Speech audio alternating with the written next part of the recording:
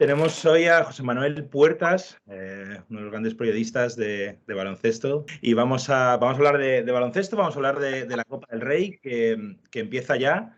¿Qué tal, José? ¿Cómo estás? ¿Con ganas? ¿Qué tal? Sí, hombre, de la Copa del Rey siempre hay ganas, ¿no? Es verdad que además este año se da ese escenario en el que el Madrid y el Barça van por el mismo lado del cuadro, que yo creo que le echa un poco de picante especial. Y bueno, pues sí, es una semana siempre llamativa. Muy curioso que en los últimos años se produzca un parón de 2 semanas en la ACB, ¿no? Porque luego vienen las ventanas, aunque España ya está clasificada, y se produce ese escenario fantasmagórico en el que se juega Euroliga y a la vez las selecciones, que es un auténtico disparate. Pero desde luego esta semana, pues con muchas ganas de Copa del Rey, además en un sitio que es muy de baloncesto como Badalona, ¿no? Yo creo que va a estar bien. Bueno, la Copa es curioso porque cogió el San Benito y el aura de la Copa de las sorpresas, la Sí, Copa sí, sí.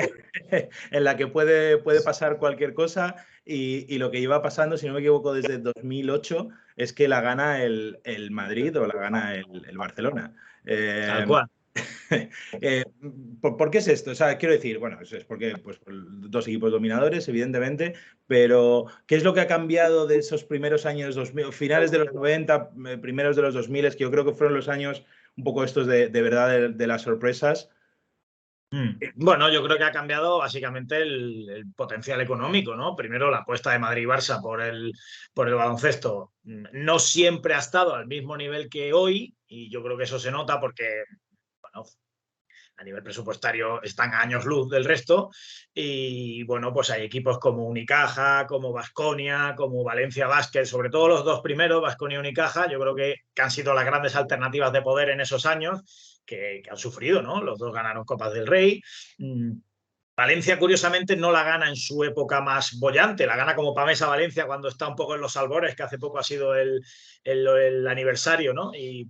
Y bueno, yo creo que esa es la gran diferencia, ¿no? Primero, la apuesta más decidida de los dos grandes del fútbol, y segundo, que pues ha habido momentos en los que otros clubes lo han pasado regular, y eso ha hecho que las distancias en el baloncesto se hagan muy grandes, y la Copa es un torneo muy atractivo que interesa mucho tanto a Madrid como a Barça, porque además es un poco pues eso, lo que te permite ir salvando la temporada a mitad de la misma antes de que lleguen los arreones finales. Y bueno, pues yo creo que eso es lo que ha hecho que en los últimos años efectivamente se haya abierto una brecha enorme. Es verdad que en alguna final recuerdo al Madrid sufriendo mucho contra Valencia, por ejemplo, creo que fue en La Coruña, ¿no? En Vitoria, ahora me falla un poco la memoria.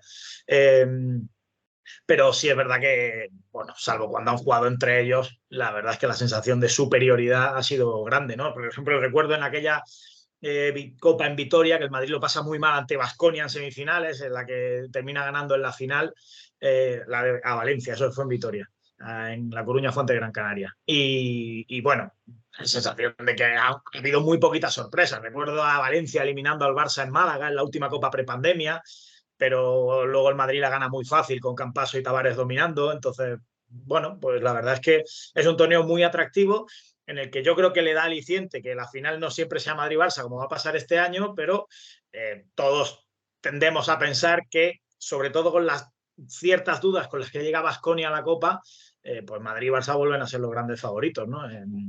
Dicho eso, creo que tenemos en concepto americano electoral un superjueves, ¿no? Porque me parece que el jueves tanto Madrid como Barça tienen dos partidos en los que tienen que entrar muy bien a la Copa. El año pasado el Madrid jugó ante Breogán, el Barça jugó ante Manresa. Digamos que es una entrada más liviana, aunque los dos estuvieran muy bien. Este año Real Madrid-Valencia Basket, Barça-Unicaja, tienen que empezar con las pilas puestas porque si no pueden tener un susto los dos. Sí, además yo creo, bueno, lo que comentamos, primero no va a haber final Madrid-Barça. Eso ya, eso ya es algo que pase lo que pase, bueno, pues va a dar pie a un outsider o que el Sí. otro lado del cuadro, digamos, ahí hay una posibilidad, lo cual es un aliciente diferente. Y luego, aparte, yo creo, quería preguntarte cómo lo ves tú, hay equipos que pueden llegar con dudas pero también recurriendo al tópico manido, son equipos que de verdad un partido te dan una sorpresa. Estoy pensando en Baskonia, pero es que estoy pensando en Valencia Basket. O sea, quiero decir Sí. que son equipos, ya digo, que, que ojo con ellos, que a un partido te pueden ganar. Bueno, el Baskonia lo ha demostrado este año. sin ir más lejos. Sí, sí, no, a ver, Baskonia a mí hace un mes me parecía el equipo de moda en Europa. Era el equipo del momento. ¿Qué pasa? Que luego le ha venido todo el tema Pierre Henry, esa salida, le ha venido alguna lesión y es verdad que ahora, aunque vienen de ganar en Málaga, un partido muy complicado, llegan con dudas. De hecho, hace un mes y hace 5 semanas eran líderes de la Euroliga y ahora mismo están a punto de caerse del top 8. Entonces, evidentemente no está en su mejor momento, pero sí es verdad que es un equipo que ya este año ha demostrado que es capaz de Real Madrid, de ganar en el campo del EFES y en Fenerbahce en 3 días apenas. Quiero decir que tiene potencial suficiente como para mirarle a la cara a los grandes, ¿no?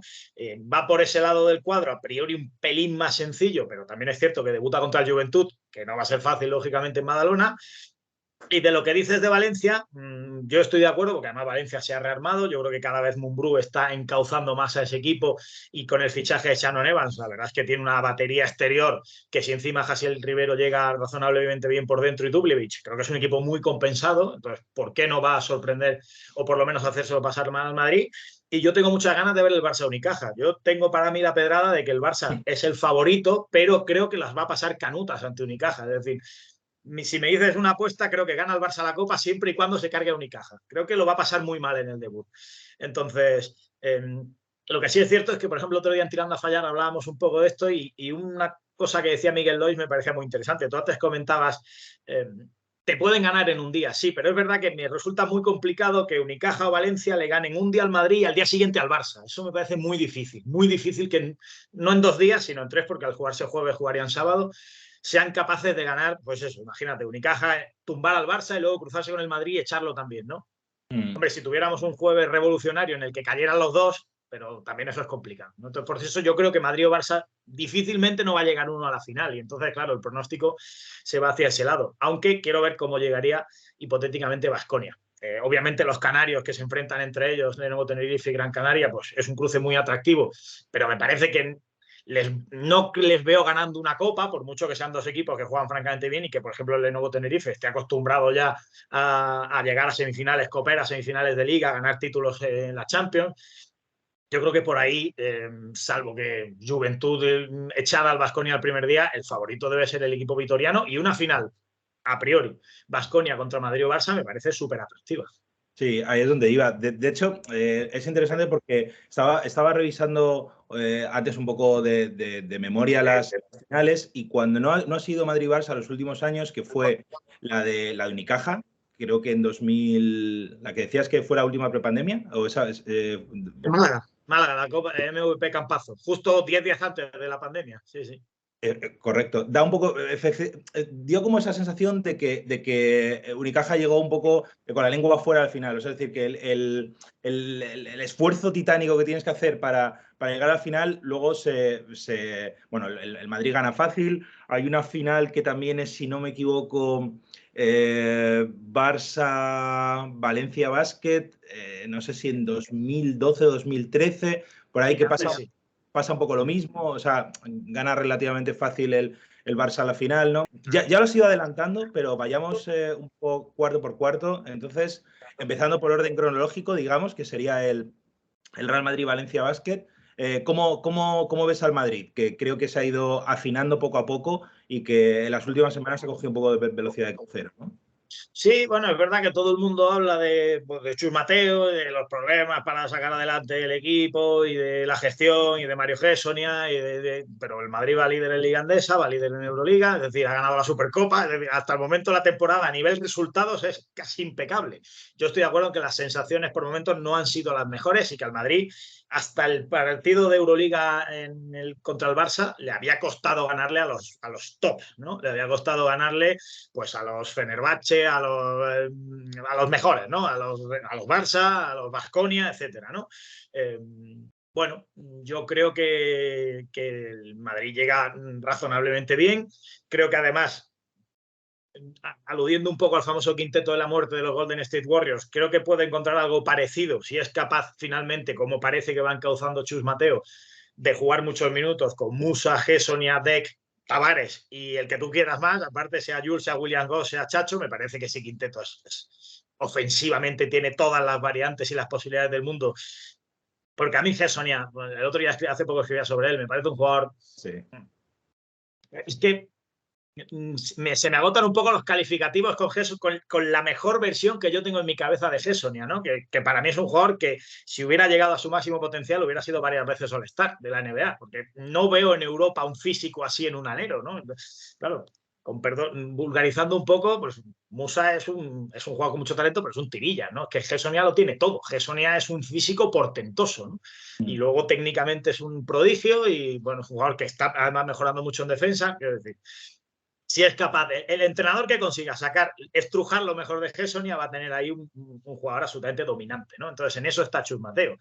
Por tanto, yo creo que el Madrid, con esa estructura Musa, Hessonia, Tavares, Dec, es que me parece que ofensivamente eso es un filón, ¿no? Y cada vez lo estamos viendo más. Yo creo que el Madrid llega razonablemente bien, no espectacular, porque tampoco tiene que estar espectacular en la Copa, aunque sea uno de los momentos críticos de la temporada, pero sí es verdad que se le ven avances en las últimas semanas que empieza a estar bastante más encauzado, pero tiene que estar muy concentrado porque Valencia va a ser un partido muy difícil. Sí, no, además a mí me gustó, o sea, leí tu artículo sobre Mario el otro día. A mí me ha gustado, es un jugador que evidentemente ni siquiera este año, pese a que los últimos partidos están muy bien, no ha conseguido tener una regularidad o una estabilidad que yo creo creo que es mental, o sea, creo que suceden cosas en esa cabecita y que es una persona que, bueno, que desde muy joven, que obviamente ha madurado mucho, ha tenido unas experiencias vitales que evidentemente le han hecho madurar, pero a mí me ha impresionado, digamos, la actitud con la que ha venido al Real Madrid. Es decir, el miedo era ese, es decir, cómo viene este jugador, cómo encajará en un equipo en el que tiene que compartir mucha bola, que hay muchos egos, que hay pesos pesados en el vestuario.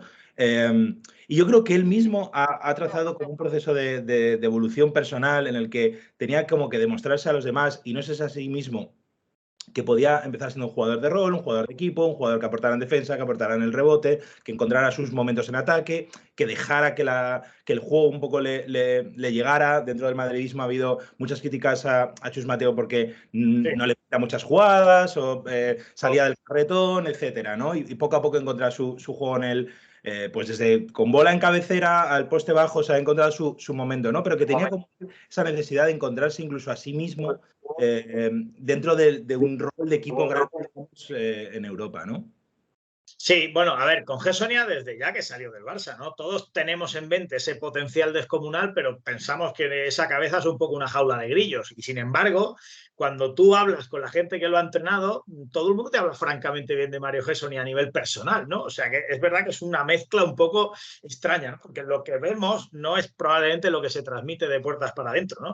Mario Hessonia es un jugador que tú ves que en la pista, cuando no le salen las cosas, se enfada, se cabrea, da la sensación de no ser precisamente un remanso de paz, ¿no? Y sin embargo, luego, pues lo que cuentan es que en el día a día el chico es una maravilla, y es un tipo implicado y es una gran persona, y eso, bueno, pues es muy curioso, ¿no? Porque parece un tipo complejo de llevar en el día a día, ¿no? Bueno, yo creo que, pues eso, como tú dices, estamos hablando de un potencial gigante, pero está cerca de los 28 y nadie ha conseguido colocar a Hessonia en el caldo de cultivo y en el entorno ideal para que Hessonia sea la gran estrella europea que todos imaginamos, ¿no? Yo creo que el año pasado en el Unix le vino muy bien esa temporada, porque cuando vuelve de la NBA y el Barça no le quiere, además recuerda aquel... Él pone un corazón partido, ¿no? Como el Barça no me ha querido, como despechado, ¿no? Acaba en Panathinaikos y, bueno, Panathinaikos es un poco un barco a la deriva, ¿no? Pero en Unix él hace un temporada el año pasado. Ese equipo no juega top 8 de Euroliga porque Putin invade Ucrania, si no seguramente estaríamos hablando de otra cosa. Y en el Madrid, pues claro, es un salto adelante. Y bueno, la sensación es que el chico va progresando, va dando pasitos y va demostrando y va enseñando cosas, pero dentro de esa irregularidad que casi es inherente a Mario Hessonia, ¿no? Pero bueno, a mí me parece que si él es capaz de jugar con cierta regularidad 4 días en Badalona, pues es un candidato potencial sin duda a ser MVP. Es que estamos a ese nivel, ¿no? Estamos hablando de un jugador que puede ser totalmente dominante o que puede pasar desapercibido. Es decir, Musa es muy difícil que pase desapercibido. Musa pide el balón, juega, tira. Puedes tener un mal día, pero va a tirar 14 veces a canasta. Pero Hessonia puede haber un día que tire una vez a canasta, ¿no? Y eso es lo un poco llamativo de su personalidad y de su forma de ser. Y la última del Madrid, que inevitablemente me voy hacia el Madrid. ¿Cómo ves el otro gran tema de conversación de los aficionados y periodistas de la temporada, que es el tema del base? Ahora mismo, Chus está repartiendo muchísimo los minutos, o sea, está jugando prácticamente con 3 bases que juegan casi lo mismo. Hay una cierta sensación de que en los momentos calientes el base es Jul, o sea, da un poco esa sensación, Sí.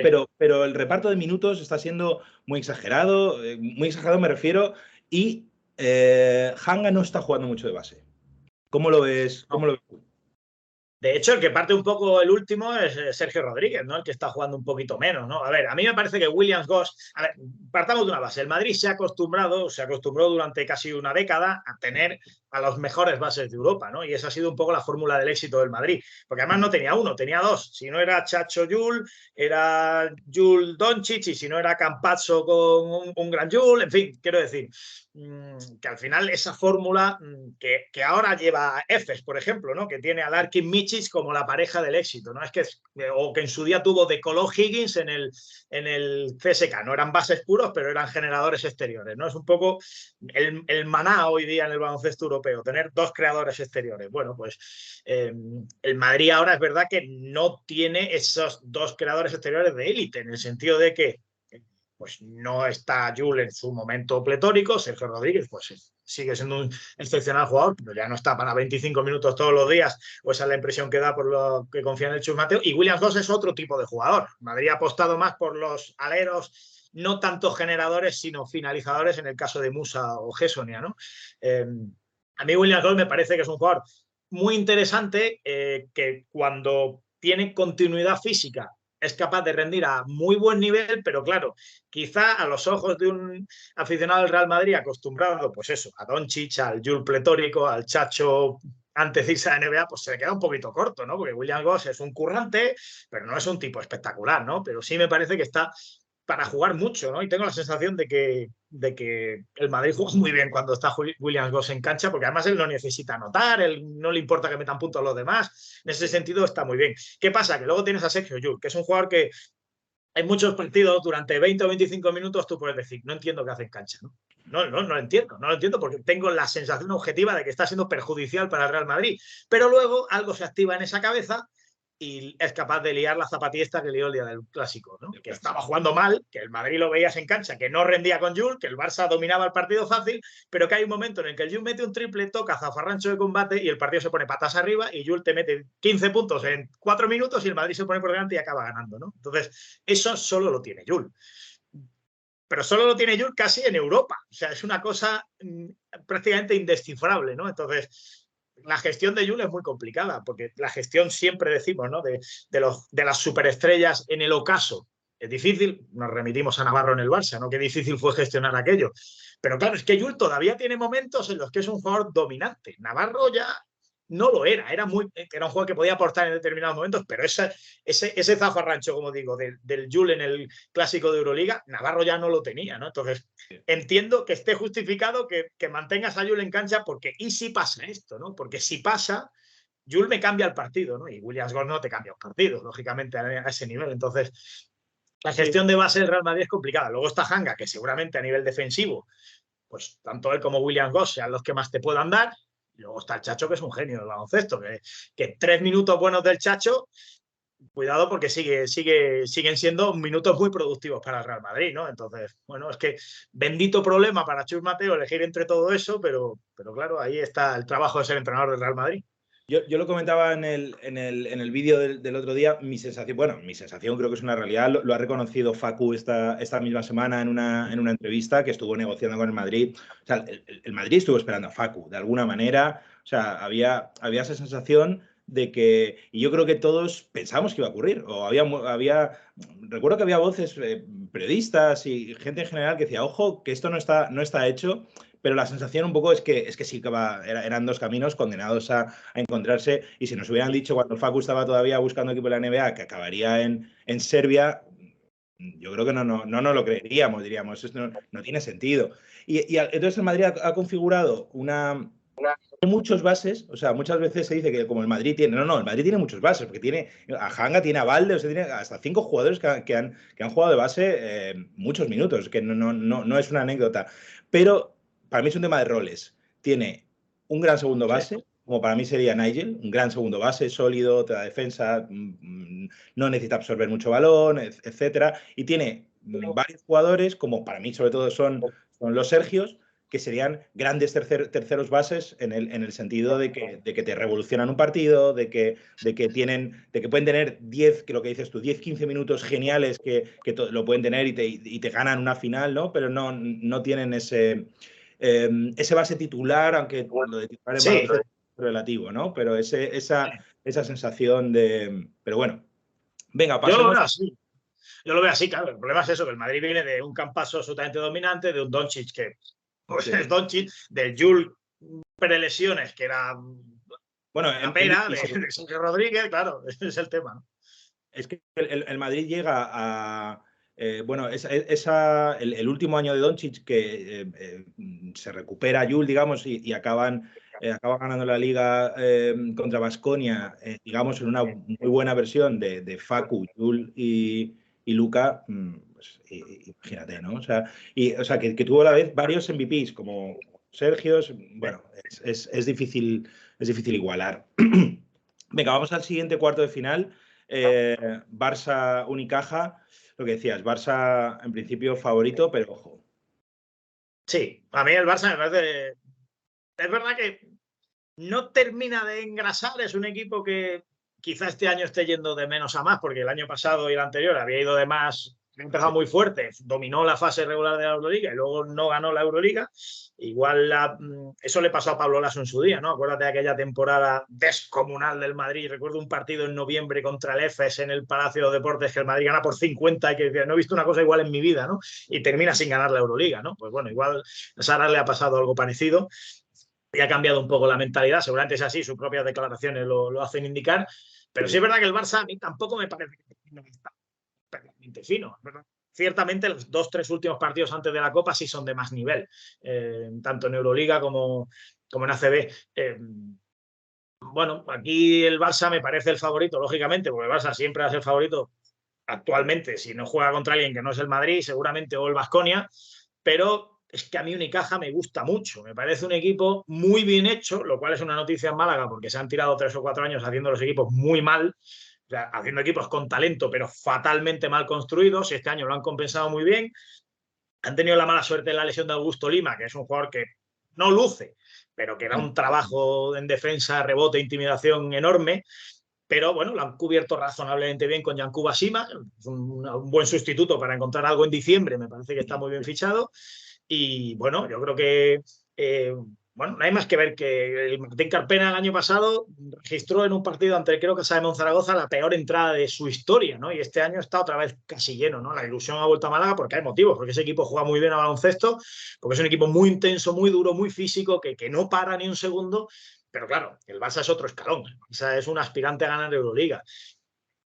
A Unicaja sí es verdad que me ha dado la sensación en los últimos partidos que le ha costado dar el paso ante Baskonia, perdió la prórroga, perdió en Gran Canaria también en esa exhibición de Brusino. Bueno, creo que no lo va a poner nada fácil, pero va a ser un partido muy duro, tengo la sensación, me sorprendería que el Barça ganara fácil, pero obviamente el Barça sí me parece favorito porque a la hora de la verdad pues tienes ahí a un Laprovítola en un estado excelente, tienes a Corey Higgins, que es uno de los tipos más fiables que hay en Europa cuando hay que decidir jugadas o partidos, mejor dicho, y luego bueno, pues tienes a Nikola Mirotic que es una máquina de producir en una cancha de baloncesto, entonces bueno, sí me parece favorito el Barça, pero insisto, creo que las va a pasar muy mal, es mi apuesta. Yo creo que donde más me mojo, creo que el Barça lo va a pasar fatal ante Unicaja. Un equipo muy difícil, Unicaja, muy pesado, muy incómodo, ¿sabes? Entonces creo que lo va a pasar muy mal el Barça. Doy fe de que probablemente Corey Higgins sea el jugador, junto con los super grandes del EFES, al que no te quieres enfrentar en una final por nada del mundo. O sea, jugador que se automotiva y que es otro de los que te rompe un partido él solo. Pasamos al derbi canario, que también introducías antes. En principio, Lenovo, por nivel, experiencia, debería ser superior. Sí, porque bueno, viene de ganar la Intercontinental, aunque bueno, esa Intercontinental es un poco un quiero y no puedo, porque desde el punto de vista que no la juega el campeón de la Euroliga representando a Europa, pues es un poco, bueno, de aquella forma no está el campeón de Oceanía, el campeón viene de campeón de Norteamérica, el campeón de la G-League, es un torneo un poco particular, ¿no? Pero bueno, eso es otro tema de política del deporte que es más complejo. Lenovo es un equipo que el tema es que tú lo ves jugar y juegan absolutamente de memoria. Yo creo que podrían jugar con los ojos cerrados. Marceliño Huertas por un lado, en los tiradores abiertos, Shermadini de referencia interior, es un equipo que da gusto de jugar, ¿no? Obviamente, seguramente su techo no esté al nivel del techo de los Madrid, Barça, Baskonia, porque los jugadores, pues muchos de ellos o no estén ya en su mejor momento porque son una plantilla veterana o no tengan ese potencial que tienen las herramientas que tienen estos equipos que citamos, pero es un equipo que lo ves jugar y dices, insisto, esta gente, si cerrara los ojos, jugaría exactamente igual y sabrían exactamente en cada momento dónde está cada uno, ¿no? Entonces, prácticamente es un equipo portentoso. Es un equipo que me encanta ver jugar y que esa pareja Shermadini-Huertas es que yo los clonaría de por vida, ¿no? Porque es Patrimonio de la una oda. humanidad. Claro, es el patrimonio de la humanidad, efectivamente. Además, la pena es que no hayan jugado juntos hasta los 35, ¿no? Porque, de Marceliño, porque da la sensación de que podían haberlos puesto juntos con 20 y podrían haber estado toda la vida juntos nutriéndose el uno al otro, ¿no? Y luego Gran Canaria es un equipo que llevaba algunos años con cierta zozobra, el año pasado no juega Copa del Rey, pero que yo creo que Lakovic ha entrado muy bien y es un equipo que en el que, bueno, pues el técnico esloveno ha conseguido sacar lo mejor de alguna gente, ¿no? Me gusta mucho la pareja de pibos jóvenes, Jalifa Diop Balcerowski, creo que los dos han dado un paso al frente esta temporada. Por supuesto, Brusino, que es un jugador que todos sabemos que tiene talento, y que pero que era un poco, bueno, como dicen los argentinos, ¿no? Pecho frío, ¿no? Era la sensación que teníamos, pero que viene está haciendo la mejor temporada de su vida. Ya no es por el partido del otro día ante Unicaja, sino a nivel regular, ¿no? Yo creo que eso seguramente Lakovic tenga algo que ver en todo eso. Y luego creo que es un equipo también bien hecho, ¿no? Para competir, pues por eso, por intentar meterse en semifinales de Copa, por intentar ganar la Eurocup. Aunque luego ganar la Eurocup puede traer problemas, porque si un equipo como Granca se mete en Euroliga con esos viajes tan enormes, luego hace 2 años, bueno, 2 no, hace ya más, lo pasó que se iba a la LEP, que si no reacciona se iba a la LEP, y eso es un problema para ellos, ¿no? Entonces, bueno, yo creo que va a ser un partido muy chulo y la verdad es que tengo un pronóstico un poco incierto. A priori sería Lenovo Tenerife el favorito, pero no me extrañaría nada que Gran Canaria diera el susto, porque me parece un equipo que juega muy bien y que llega en un momento de forma buena. Y yo creo que hay una sensación parecida con el último cuarto de final, el segundo del viernes a las 9:30, creo, si no me equivoco, que es el Baskonia Juventud. Un poco por eso, por las dudas de los últimos partidos de Baskonia y porque Juventud juega en casa. Sí, jugar en casa muchas veces no sabes si es bueno o malo, pero yo entiendo que en este caso, ante un equipo que es mejor que tú, es bueno. Puede ser malo cuando el rival es peor que tú, porque eso te carga de presión si te sientes favorito, ¿no? Pero yo creo que en este caso a la Juventud le viene bien. Entiendo que va a haber un muy buen ambiente ese viernes en Badalona, aunque lo que me llega es que la venta de entradas está un poco por debajo de lo esperado y eso es otro melón por abrir porque, bueno, vamos a ver qué imagen da finalmente el Olímpico de Badalona y si finalmente se termina por llenar. Cuando eso luego sacaremos las notas después. Bueno, animamos. Baskonia, empujamos desde aquí a que un lugar clásico del baloncesto, ¿no? Como es Badalona, responda. Sí, no, la Copa es un torneo que hay que vivir, porque es una maravilla. Digo, Baskonia insisto, a primero de enero era el equipo de Europa, es que era líder de la Euroliga. O sea, es que está todo dicho, ¿no? Baskonia fuera líder de la Euroliga después de donde venía, ¿no? Y a mí me dices en septiembre que Baskonia va a dar este nivel y yo no lo veía, ¿no? Es verdad que tienen a ese genio de los despachos que es Alfredo Salazar, que te trae un tipo que se llama Dalton Homes, que dice, bueno, ¿quién es Dalton Homes, no? Y el tipo resulta que es un 4 de muchísimo nivel, anotador abierto, muy físico.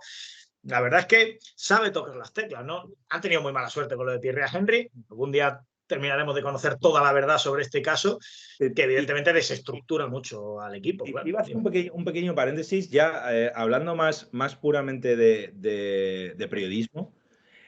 A mí con el caso de Thierry Henry había una cosa que no me acaba de gustar, que he leído a muchos periodistas o a algunos periodistas insinuar que tenían información, pero sin llegar a darla. Y es algo que estoy detectando últimamente, no en el baloncesto, sino en general en el periodismo, y para mí es raro. O sea, yo estudio periodismo, yo soy periodista de carrera, Y para mí hay como una cosa muy básica. Si sabes algo hay que contarla.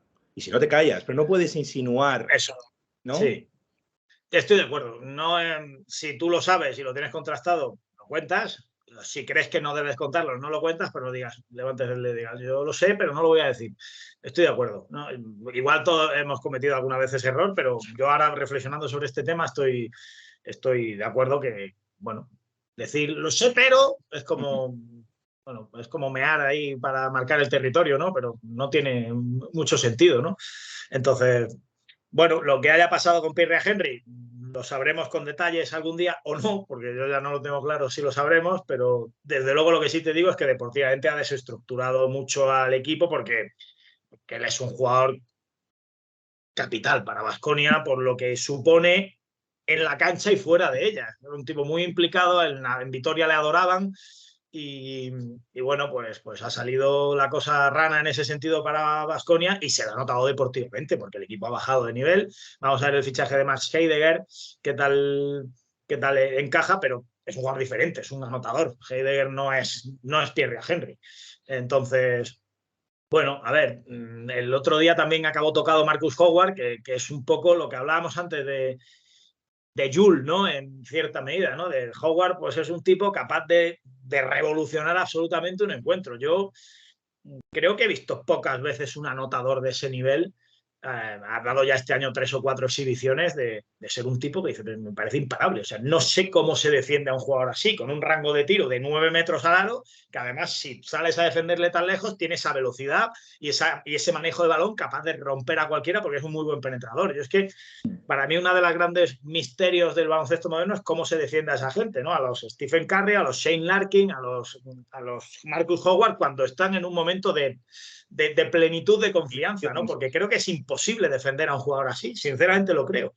Porque si sales a 9 metros a defenderle, te va a romper, y si no sales a 9 metros a defenderle, no tiene ningún problema en tirar a 9 metros de lado, ¿no? Entonces, si Marcus Howard llega en ese momento de clarividencia que ha tenido en ciertas fases de la temporada, claro, es que no hay otro jugador así en el torneo, ¿eh? Es que es una cosa descollante. Entonces, bueno, vamos a ver porque para mí es la pieza clave de Baskonia. Es el que le da el salto de calidad a convertirlo en posible campeón de Copa. Sin duda, sobre todo por lo que decía. Podría ser Shane Larkin, el mejor Shane Larkin podría ser la referencia, ¿no? Esa sensación sobre todo de velocidad.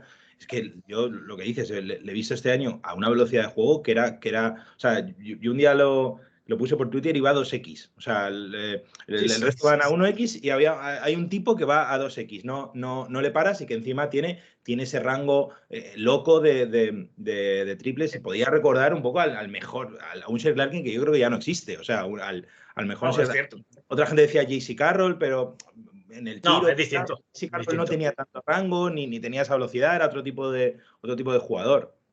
Y ese manejo, no, es un jugador diferente, ¿no? JC Carroll tiene otras comparaciones, ¿no? Por ejemplo, a mí me sorprende que Kyle Kuric no se le esté sacando más partido en el Barça. Creo que Kuric no ha llegado al nivel de Carroll como tirador puro, pero me parece lo más parecido que hemos tenido en Europa en los últimos años y me sorprende mucho que juegue tan poco en el Barça, ¿no? De Saras. Howard, es que me parece un jugador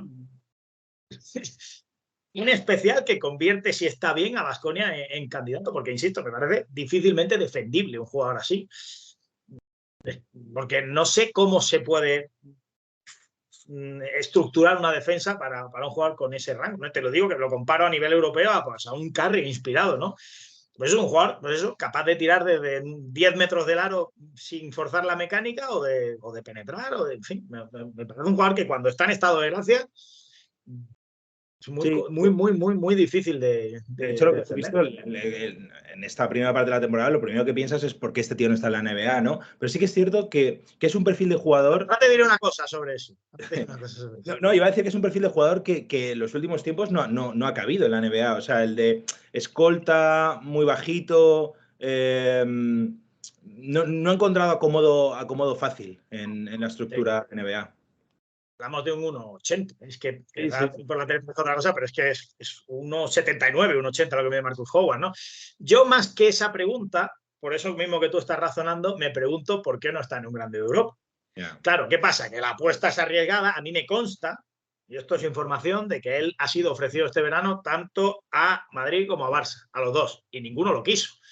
Aquí el que se atreve es el Baskonia. Luego seguramente, pues el año que viene o dentro de 2, Madrid y Barça lleguen y se lo quiten a Baskonia, o Madrid o Efes o el que sea, ¿no? Pero de primeras no se atreven. Por eso digo que hay que quitarse el sombrero ante Alfredo Salazar, que es pues ese genio que tiene Baskonia en los despachos, que es capaz de, pues eso, de fichar a Escola en su día, de fichar a Chapu Nozioni, de fichar a toda esta gente que luego terminan, Fabián Coser, Alan Hanga, que luego terminan en los equipos grandes, ¿no? Y se atreven. Porque este verano Madrid y Barça no han querido a Marcus Howard. Entonces, bueno, pues él lo ha querido y que lo disfruten y ole por ellos, ¿no? Por Baskonia y a ver qué pasa y cómo acaba la temporada. Ahí queda porque, claro, se hace difícil pensar que este verano dirían que no. O sea, el 23. Es verdad que es un perfil muy especial, ¿no? Es un perfil que, claro, tú imagínate, hablábamos antes del Madrid con Dec, Sonia, Musa, Tavares, los Sergio, claro, mete ahí a Marcus Howard. Es complicado, ¿eh? Si hablábamos ya de lo difícil que es la rotación de base del Madrid, además con Musa en el 2, con Coser, ¿cómo encajas ahí a un Marcus Howard? Sobre todo para que no sea un jugador que juegue 14 minutos, ¿no? Claro, Marcus Howard, tú si quieres a Marcus Howard lo quieres con todas las de la ley, ¿no? Para que te juegue 30 y se tire 25 tiros por partido. Y eso en el Madrid es muy difícil. Yo me estoy imaginando las broncas de Saras ante la defensa de Marcus. O sea, a Saras igual le daba un ictus directamente. Claro, es verdad que defensivamente no es un jugador de alto nivel. Pero bueno, muchas veces en esto hay que poner en la balanza lo que te da y lo que te quita. Y yo creo que Marcus Howard te da tanto en ataque que por mucho que te quite en defensa, claro, al final muchas veces. Yo recuerdo, por ejemplo, este año, la gente, para que no lo sepa, yo soy de Granada, ¿no? Y entonces, cuando vino el Baskonia al partido en Granada contra el Covirán, hubo un momento en el que es verdad que Marcus Howard casi siempre su par le anotaba en ataque. Pero es que él iba de 3 en 3 en el otro lado. Entonces él recibía, le metían canas, le penetraban fácil y sumaban 2. Pero él iba un triple, otro triple, un 2 más 1, otro triple. Entonces dice, bueno, a él en 3 ataques le han metido 6 puntos, pero es que en esos 3 ataques se le han metido 12. Entonces, claro, pues es un más 6 para Baskonia, ¿no? Entonces, probablemente ante un equipo que no es el Covirán, sino que es el Efes, pues puedas sufrir más, o el Madrid o el Barça, ¿no?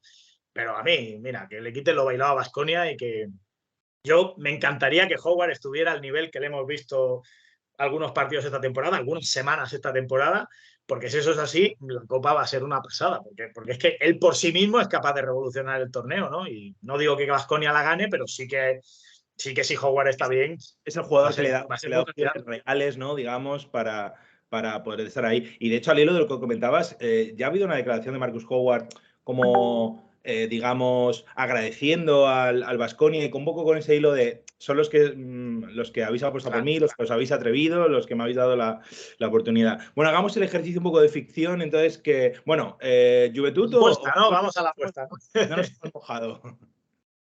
A mí esto es que me cuesta mucho trabajo. Yo siempre digo que, pero bueno, entiendo que es lo que toca, ¿no? Pero me cuesta mucho esto de jugar a futurólogo. Bueno, insisto, el Barça las va a pasar canutas ante Unicaja, pero entiendo que va a pasar y entonces yo lo que veo, creo que el Madrid pasará ante Valencia, y sí tengo la sensación de que el Barça tumba al Madrid en semifinales.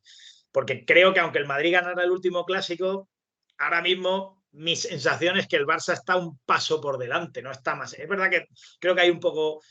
Si el Madrid consigue esa estructura Sonia, Musa, Dec, hacerla consistente, por supuesto Tavares, hacerla consistente, me parece que está en un escalón competitivo superior al que ha estado en los clásicos previos ante el Barça. Entonces eso me generaría alguna duda más, pero bueno, en principio me voy a mojar por el Barça campeón o por el Barça llegando a la final y creo que si Howard está bien ante Baskonia y en esa final creo que gana el Barça, pero si Howard está bien.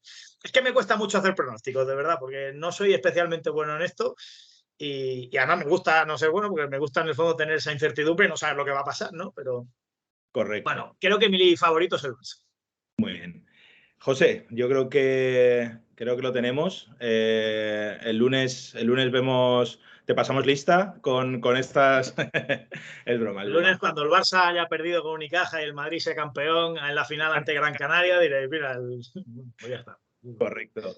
Te agradecemos un montón que hayas estado este rato en el canal de Collins, que podamos seguir hablando de baloncesto y lo dicho, muchísimas gracias por la amabilidad y la charla, que ha sido un gustazo. Nada, hombre, cuando queráis, aquí estoy. Hablar de baloncesto siempre es un placer y más con gente buena como vosotros, así que yo encantado y espero que mis pésimos pronósticos de la Copa no hagan que no me volváis a llamar. Gracias.